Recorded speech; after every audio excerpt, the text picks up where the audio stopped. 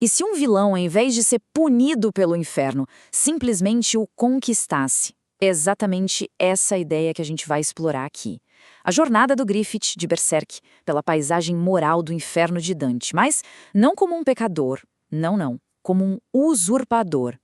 E logo de cara, o conflito central fica escancarado. De um lado, o sacrifício de si mesmo pela salvação da humanidade. Do outro, o sacrifício dos outros pela ascensão de si mesmo. Essa inversão, essa oposição total, é a chave para entender absolutamente tudo o que vem a seguir. Então, o ponto crucial é que estamos lidando com dois conceitos teológicos opostos. A jornada de Cristo é uma de kenosis, um esvaziamento de si. Já a de Griffith é uma de apoteose, predatória, uma divindade alcançada sobre os corpos dos companheiros dele. É com essa lente que vamos analisar essa descida. Então vamos lá, vamos começar essa descida. O inferno de Dante não é só um lugar, sabe? É quase um organismo espiritual. E ele vai reconhecer no Griffith uma divindade estranha, resistindo a ele a cada passo do caminho. A primeira coisa que ele encontra, claro, é a famosa inscrição: deixai toda a esperança. Só que para o Griffith, esperança sempre foi uma ferramenta, uma moeda que ele usou para controlar os outros.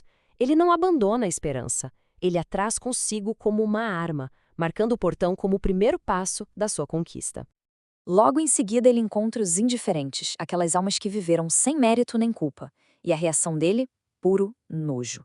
Para Griffith, cuja vida inteira foi definida por um sonho avassalador, a mediocridade é o único pecado que não tem perdão. Ele literalmente usa os corpos deles como um tapete para não se sujar. Um desprezo absoluto pela falta de omissão. Quando encontra o primeiro guardião, Caronte, que exige um pedágio para atravessar, Griffith se recusa a seguir as regras.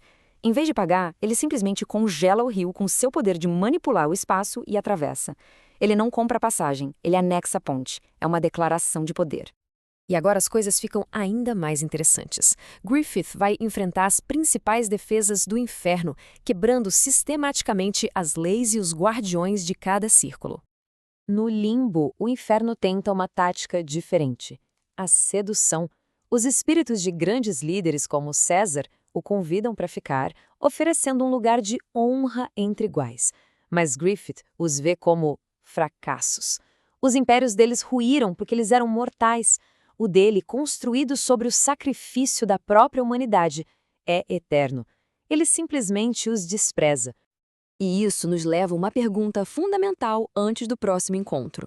Se o inferno opera sob uma lei divina, o que acontece quando alguém que manipula a própria causalidade aparece por lá? E aqui está a resposta. Minos, o juiz demoníaco, tenta aplicar a lei do inferno a Griffith. Mas a lei simplesmente não se aplica a ele. Griffith dobra o espaço, e a cauda de Minos, o próprio instrumento da justiça infernal, se quebra contra a vontade dele. Ele não só ignora a lei, ele a quebra fisicamente. Depois, a tempestade da luxúria. Para os pecadores, é uma força incontrolável que os arrasta. Mas para Griffith, desejo e luxúria sempre foram ferramentas, calculadas para sua ambição.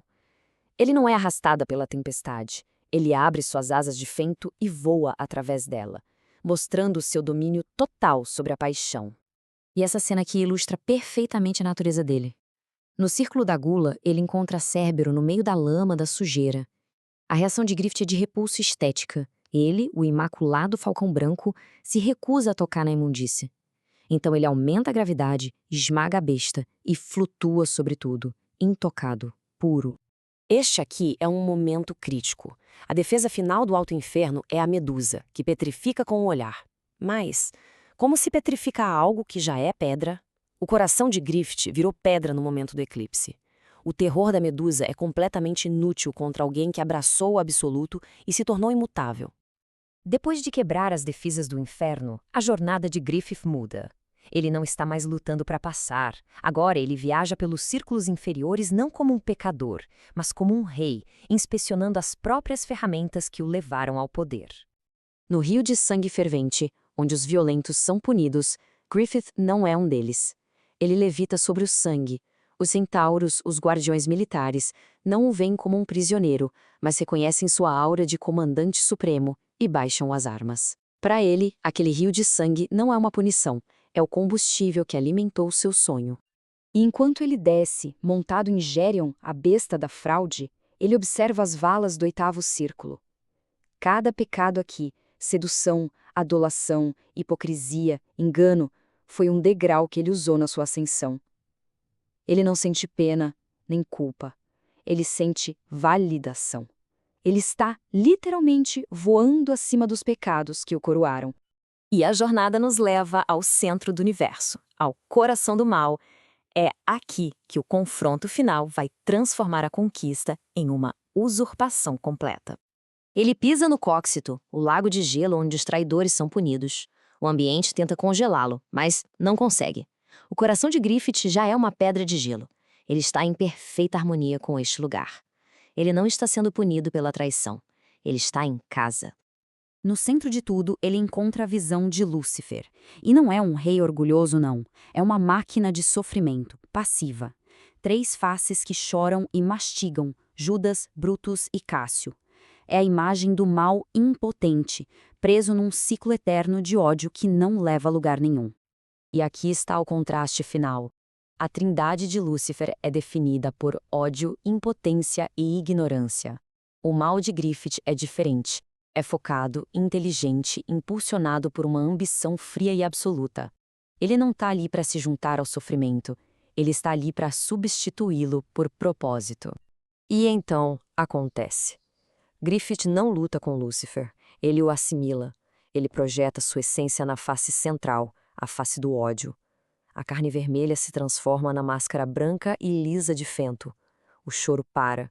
O ódio quente e ineficaz é substituído pela ambição fria e determinada. O inferno, agora, tem um novo cérebro. Recapitulando rapidamente a jornada, vemos um padrão muito claro. Desde quebrar a desesperança no portão, congelar o rio da morte, quebrar a lei de Ninos, dominar a violência e, finalmente, substituir o ódio pela ambição, cada passo foi um ato de conquista, transformando uma punição em um degrau para o seu trono. Isso nos deixa com uma pergunta final. Se o castigo final para o mal é o inferno, o que acontece quando o mal tão absoluto, tão focado, não é contido por ele, mas em vez disso o comanda? A descida de Griffith não foi uma punição, foi uma coroação. Ele não foi para o inferno se tornou dele.